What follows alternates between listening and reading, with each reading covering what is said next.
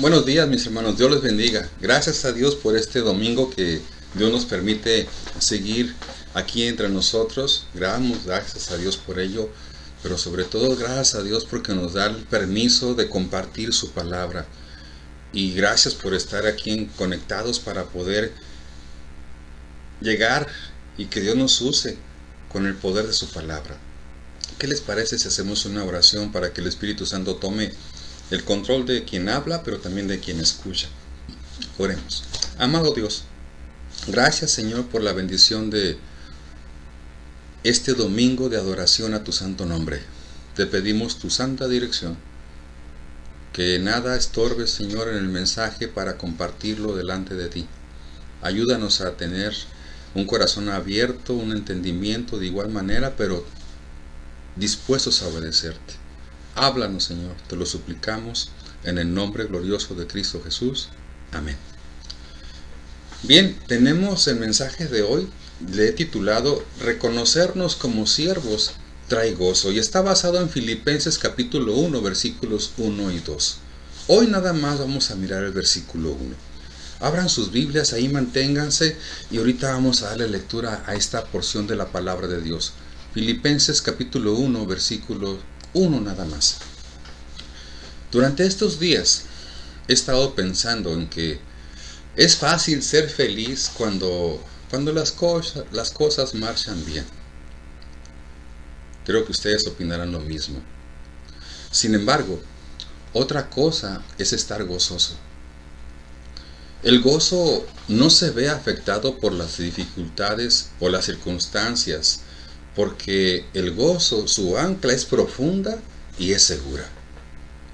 Durante este tiempo tan adverso que hemos estado viviendo, he deseado y anhelo vivir una vida con gozo, a pesar de la adversidad, con alegría, y creo que tú también lo anhelas.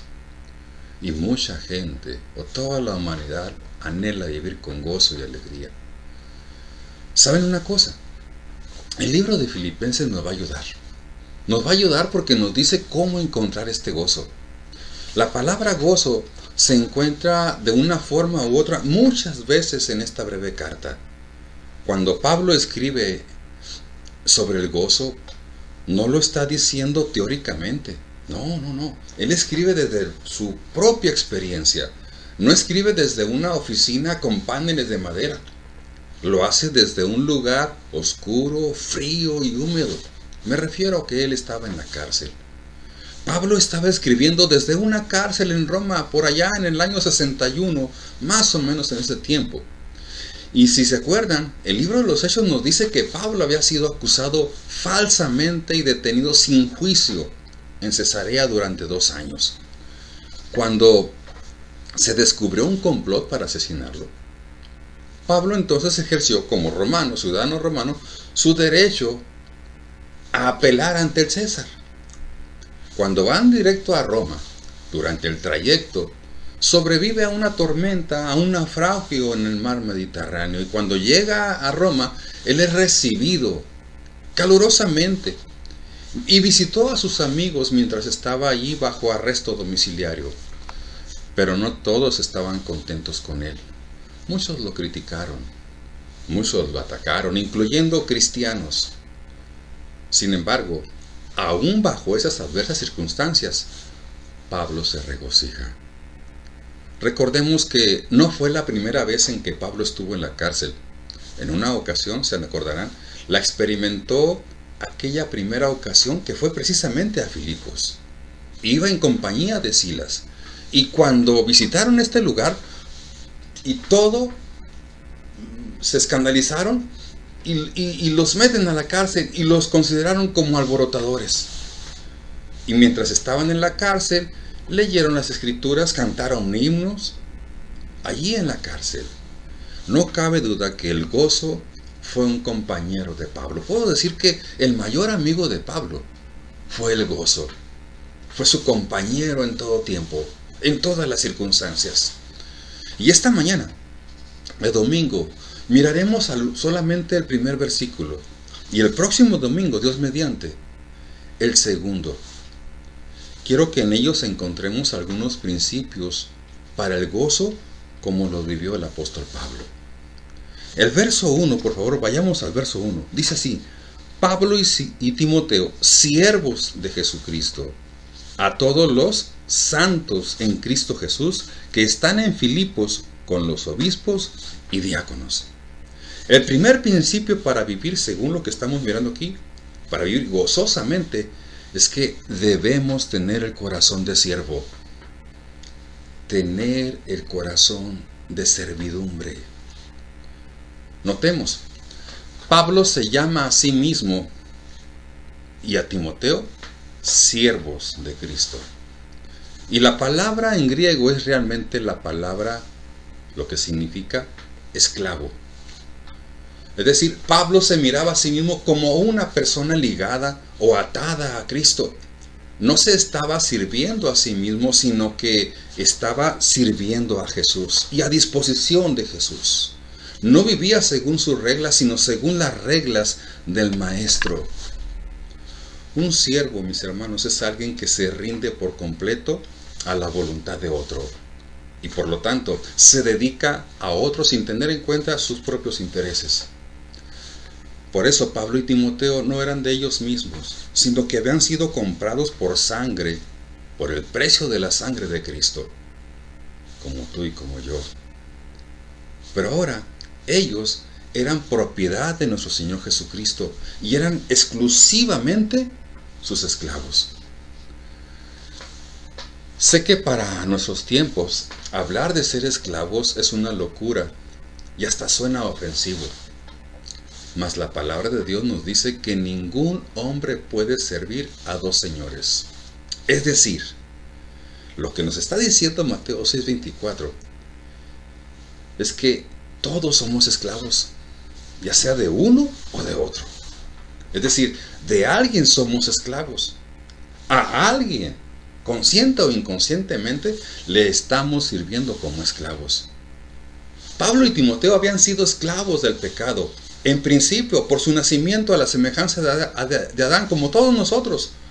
Pero ahora son esclavos de Cristo por su nuevo y segundo nacimiento por la gracia de Jesús, como lo que hemos nacido de nuevo. Y por esa razón no tenían voluntad propia, ningún negocio propio, ningún tiempo propio, y estaban trabajando para su maestro. ¿Quién era su maestro? Nuestro Señor Jesucristo. Dependían de Él y obedecían a Él.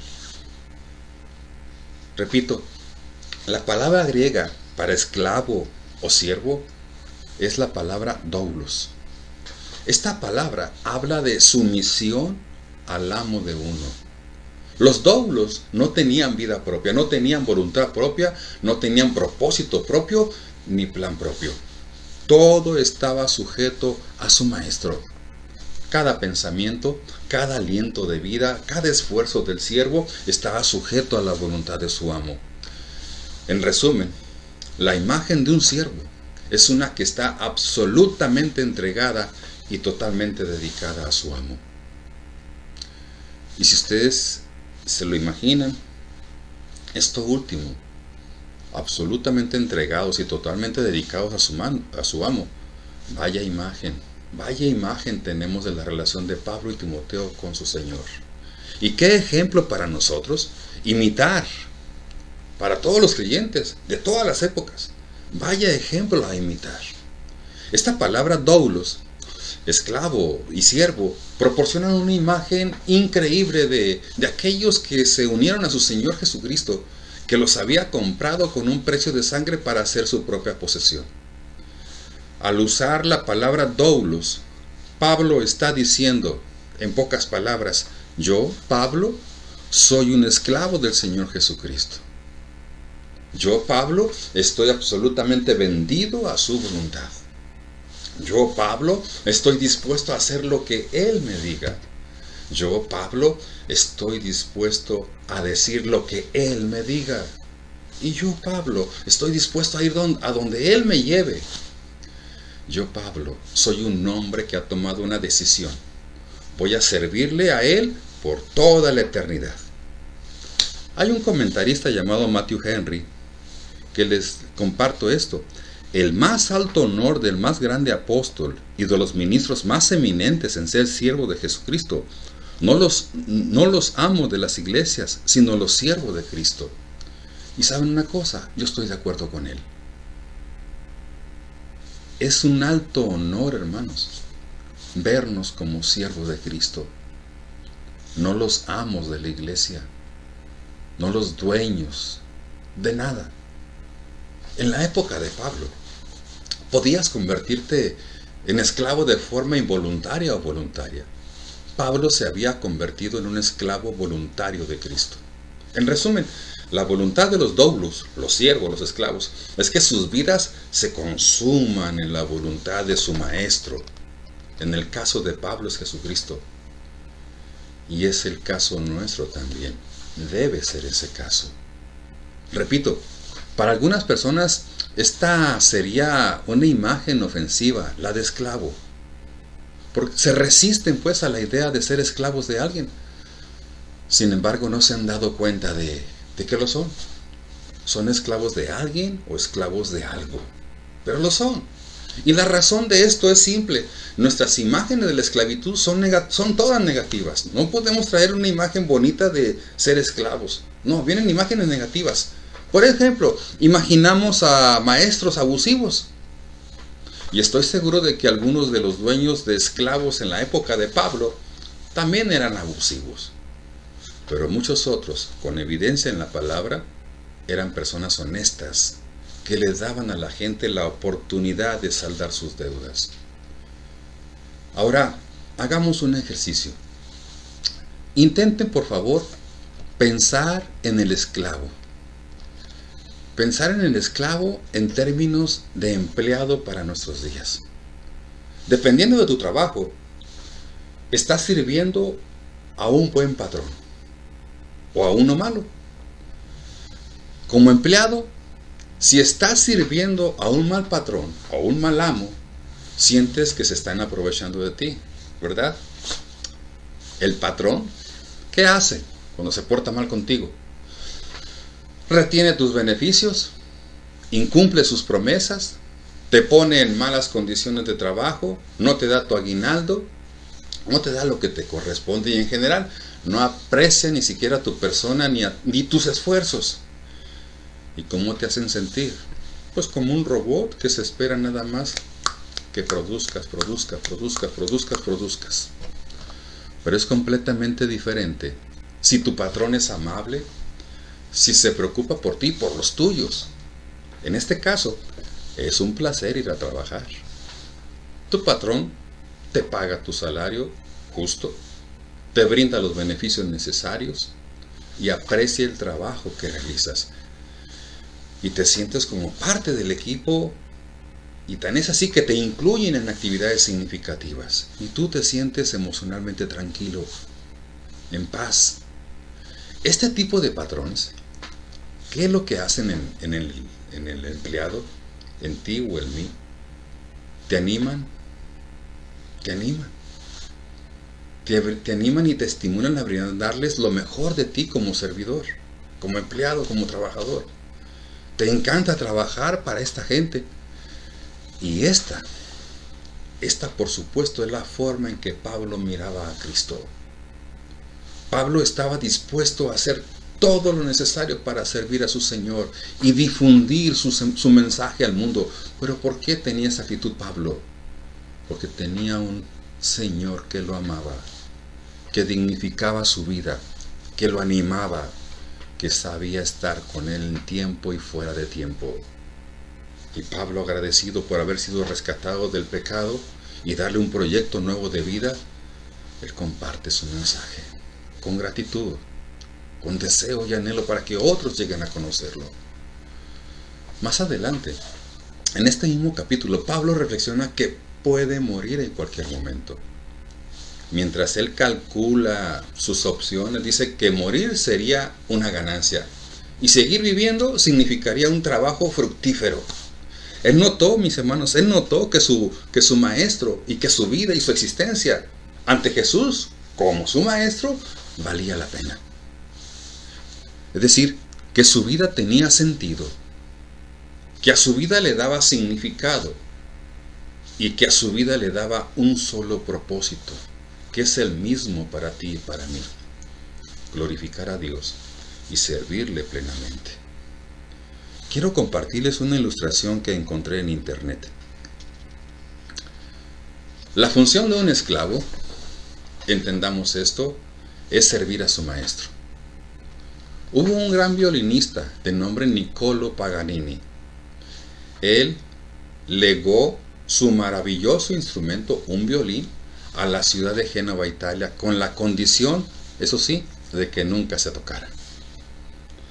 La madera de este instrumento, de este violín, mientras era usado, mientras se tocaba, se desgastaba solo un poco, pero al dejarlo, al apartarlo, al no darle uso, comenzó a descomponerse.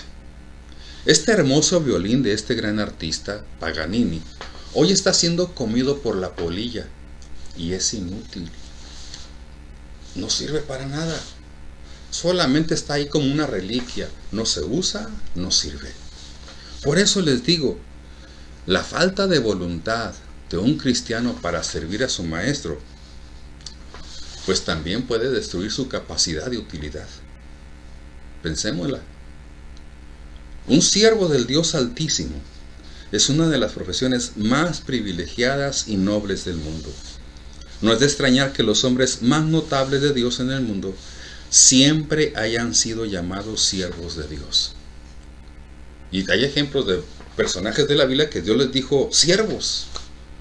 La lista es grande: Moisés, Josué, David, Pablo, Pedro, Santiago, Judas, profetas como Amós, Jeremías y a muchos, pero muchos creyentes más. Les pregunto, ¿pueden notar cuán diferente es esta actitud de siervo de la actitud con la que vivimos hoy en día como cristianos? Hay una gran diferencia al concepto bíblico de ser siervo, al concepto que hoy entendemos los cristianos, o cómo nos los han enseñado hoy en día algunos líderes cristianos. Y no quiero ser esos líderes que enseñan un mal concepto de lo que significa ser doulo, siervo o esclavo. Porque hoy en día, muchos cristianos, la tendencia es mirar a Cristo como su siervo. Mirar a Dios como nuestro siervo, en lugar de ser al revés. ¿Qué sucede? Bueno, le pedimos que cumpla nuestras órdenes. Y si las cosas no salen como queremos, queremos una explicación de Dios. Luego, al pedir esa explicación, luego le exigimos más de lo que damos. Y al final, dirigimos más de lo que seguimos. ¿Se acuerdan lo que dice el Señor en su palabra? Que si alguno quiere venir en pos de mí, niéguese a sí mismo y sígame. No dice diríjame, dice sígame. Hermanos, esto no es así. Cristo es el Señor. Nosotros somos sus esclavos, sus siervos, por amor y gratitud. Que no se nos olvide lo anterior. Y también lo siguiente. Solo cuando nos sometemos a Cristo con la voluntad de seguir su dirección y aceptar su sabia providencia, encontraremos gozo, se los aseguro. El gozo, mis hermanos, es producido por el Señor, no por nosotros. Y eso sucede cuando nos damos en servicio. Ese es el primer principio. El segundo principio para vivir gozosamente no solamente es darnos en servicio, también debemos tener el corazón de santo. Esto significa que nuestro corazón ha sido apartado, ha sido consagrado por Dios y para Dios. Pablo, dice la Escritura, escribe a los santos en Cristo, allí en Filipos. Ahora, hace un momento hablamos del título doulos, de siervo, de esclavo. Quiero que nos detengamos y miremos ahora el título de santo.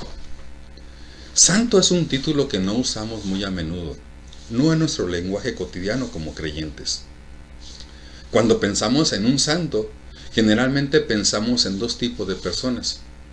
Aquella que es extraordinaria en su vida, en su compromiso, que hasta le decimos que es un pan de Dios, o también hacemos referencia a un santo en aquella persona que ya no está con nosotros, que ya falleció.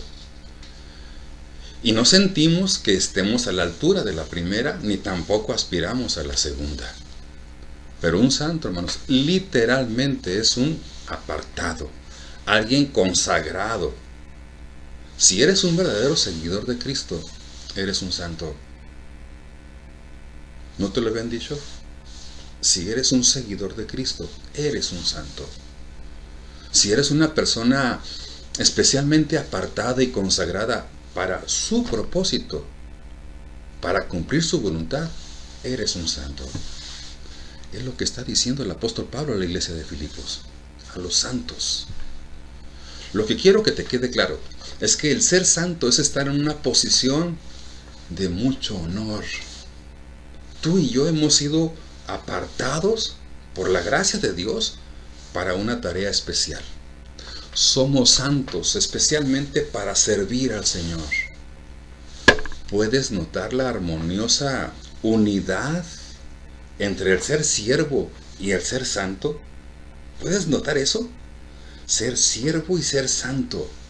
Una armoniosa nota musical que si la unes, sale algo precioso. ¿Puedes notar el armonioso resultado de conjugar estos dos conceptos, siervo y santo? ¿Puedes notar que esa es la identidad de todo cristiano? Lo dice su palabra. ¿Puedes notar que esa identidad nos da un precioso compromiso como cristianos? Necesitamos darnos cuenta de que se nos ha otorgado un tremendo privilegio al ser llamados hijos de Dios. Estos 2 últimos años he visto guardias de honor colocándose a un lado de un ataúd fúnebre donde yacían grandes siervos y siervas de Dios. Esos hombres y mujeres que sirvieron con integridad y amor fueron personas especialmente llamadas a ser siervos y siervas mientras estuvieron con nosotros. Fueron preparados especialmente para eso. Lo que yo recuerdo de varios de ellos es que lo hicieron con gozo, con integridad. Y soy testigo de que no se quejaron cuando sirvieron dentro y fuera de la iglesia, sino que trabajaron duro para representar a su Señor Jesús y a su iglesia. Es precioso honrar a aquellos a quienes nos sirvieron y hoy ya no están con nosotros, pero también reconocer de la mejor forma posible a quienes siguen mostrándonos su fiel servidumbre a Dios, su fiel servidumbre a la iglesia hoy en día, porque son servidores, son siervos que sirven con especial honor, son siervos que han entendido que son doulos, esclavos, siervos, y que son santos. Así es con nosotros, somos siervos voluntarios de Jesucristo, que vivimos nuestras vidas conscientes del gran privilegio y honor de servir en santidad como santos de Dios. Noten también que somos santos en Cristo Jesús. 2 veces en un versículo hemos visto esta frase, en Jesucristo. Obsérvenlo. De hecho, las referencias a Cristo ocurren muchas veces solamente en este primer capítulo. Pablo se miró a sí mismo como un siervo de Cristo que vivió en Cristo, con el propósito de glorificar ¿a quién? A Cristo. Cuando Pablo habló del cristiano que está en Cristo, quiso decir que el cristiano vive en Cristo como lo hace una ave que vive en el aire, como lo hace un pez que habita en el agua, como las raíces de un árbol en la tierra. Lo que hace diferente al cristiano, nótenlo por favor, es que está siempre y en todas partes consciente de la presencia de Jesucristo en su vida. Lo repito, lo que hace diferente al cristiano es que está siempre y en todas partes consciente de la presencia de Jesús en su vida. Esa es su identidad, esa es nuestra identidad. Estar conscientes de que pertenecemos a Jesús como siervos y como santos. Y eso nos da sabiduría y entendimiento para saber vivir en el día a día. Algo estaría mal en un príncipe que vive como un pobre. Algo estaría mal en un mexicano creyéndose extraterrestre. Algo estaría mal en una persona adulta que se comporte como un niño. No, seamos lo que somos. Sí, por la misericordia y la gracia de Dios, tú y yo somos cristianos. Comportémonos como tales en todo. Si somos llamados santos, ciertamente somos llamados a hacerlo. Sea nuestra conducta, pues, como dice la palabra de Dios, como conviene a santos. Chequen ese dato en Efesios 5:3. Como conviene a santos. Así lo dice Pablo. Si queremos conocer el gozo, debemos tener esta actitud de sumisión como siervos y nunca olvidar nuestro honrado llamamiento de ser apartados y consagrados para Dios. El gozo, la alegría, ¿de dónde viene entonces? Esto proviene de tener un estilo de vida en el que siempre estamos conscientes de nuestra posición como servidores y de nuestro privilegio como santos. Solo perdemos nuestro gozo cuando nos distraemos. Pero, pastor, ¿en qué nos distraemos? ¿En qué nos distraemos? Tenemos un montón de distracciones. Un celular en la mano, una computadora que funciona mal, facturas que pagar, un próximo viaje, la boda de un amigo, el ajetreo general de la vida, la pandemia, alejarnos gradualmente a Dios del centro de nuestra propia vida bajo cualquier pretexto absurdo. Tenemos muchos distractores. La tarea entonces es recordarnos a nosotros mismos y en todo momento nuestra identidad. ¿Quiénes somos? ¿Quiénes somos? Somos hijos del Rey. ¿Cómo hacemos esto, pastor? Bueno, miren, para estarnos recordando quiénes somos, se me ocurre lo siguiente. Dirígete a tus amigos cristianos como santo. Dile: santo hermano, mi santa esposa, mi santo hijo, mi santa hija, mis santos diáconos. Y pon el nombre de él. Acostumbrémonos a eso. Dirígete a ellos de esa manera, donde quiera que estés. Recuerda que tienes un propósito superior. Cuando estés gritando en un juego, cuando te molestes al manejar porque alguien se te atravesó en tu carril y te frustró por tu manejar, o estás enojado por tu viejo celular, recuerda que representamos tú y yo a Jesús. Cuando la vida se ponga complicada, procura encontrar cotidianamente un rincón tranquilo para detenerte y haz contacto con el Maestro, con Jesús. Platica en oración con Dios.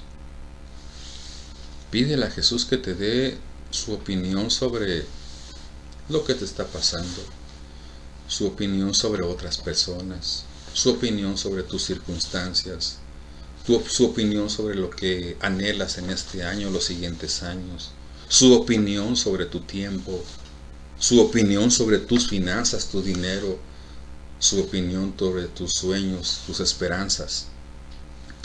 Cuando te sientas deprimido, cuando te sientas desechado, insignificante, recuerda tu identidad: siervo y santo. Eres especial, eres siervo y eres santo. Qué privilegio, hermanos. Pertenecemos al Rey de Reyes, pertenecemos al Señor de Señores. Y eso, ¿saben qué? Nos da el privilegio de servir a Dios. Así que, ten paz. Eres un santo. Eres un siervo de Dios. Termino con este desafío. Debemos considerarnos siervos de este Dios sabio y maravilloso, aun cuando nos consideremos apartados para su servicio. En otras palabras, debemos apartar los ojos de nosotros mismos, de nuestras circunstancias, de los demás, y en cambio debemos enfocarnos en Cristo. Debemos verlo, fíjense, debemos verlo como nuestra identidad. Debemos verlo como nuestra vida y nuestro gozo. Entonces, el gozo, démonos cuenta, proviene de Cristo. Y solo de Cristo al identificarnos como siervos y santos para Él. Les pregunto, ¿anhelas ser siervo y santo para Dios? ¿Anhelas gozo y alegría en tu vida? ¿Quieres un ancla de identidad para las tormentas de la vida? Si es así, entonces Jesús es a quien estás buscando. Es a Él. Encontramos a Cristo no corriendo más rápido ni confiando más completamente en Él. Hacerlo así nos da salvación, y esta llega cuando entendemos tres cosas fundamentales. La primera de ellas, la verdad del Evangelio. Cristo te ama. Cristo dio su vida por ti. Solamente te pide que te arrepientas, le pidas perdón y te rindas a Él. Y sé su discípulo, síguelo. Cuando le creemos y lo creemos, entonces sí, nos comprometemos con Jesús. Es lo que hizo Pablo y Timoteo. Estos tres últimos ingredientes son necesarios para disfrutar, como el título del mensaje de hoy de la próxima semana. Reconocernos como siervos trae gozo. Y para eso, mis hermanos, mírate como siervo de Dios. Y mírate, identifícate como un santo de Dios. No por tus méritos, sino por los méritos de aquel que dio su vida por ti en la cruz. Y a Él sea toda honra y toda gloria. Lo entendió Pablo. Y por eso Pablo, su corazón se llenó de un ferviente amor por Dios, de un apasionado amor por compartir ese mensaje de salvación. Y hasta el día de hoy seguimos hablando de ese mensaje. Por un hombre apasionado que se identificó como siervo y como santo de Jesucristo. Amado Dios, en el nombre de tu Hijo Jesús, venimos ante tu presencia para decirte gracias, Señor, porque a través de Pablo encontramos dónde está el fundamento del gozo del creyente. Identificarnos como tus hijos, Señor, sabiendo que tú eres nuestro Señor y Salvador, y entregando nuestra vida así. Gracias porque tú nos haces tus siervos. Antes estábamos atados a otro amo muy diferente, esclavizados a eso, Señor, o a ese que nos traía de vuelta en vuelta, de tormenta en tormenta, de angustia en angustia. Pero hoy somos siervos de Jesús, que nos da paz, propósito de vida, pero también nos hace santos. Y esto, Señor, nos invita a recordar diariamente que te pertenecemos a ti, Señor, no a nadie más. Y por tal motivo, aquí estamos como tus siervos, como tus siervas.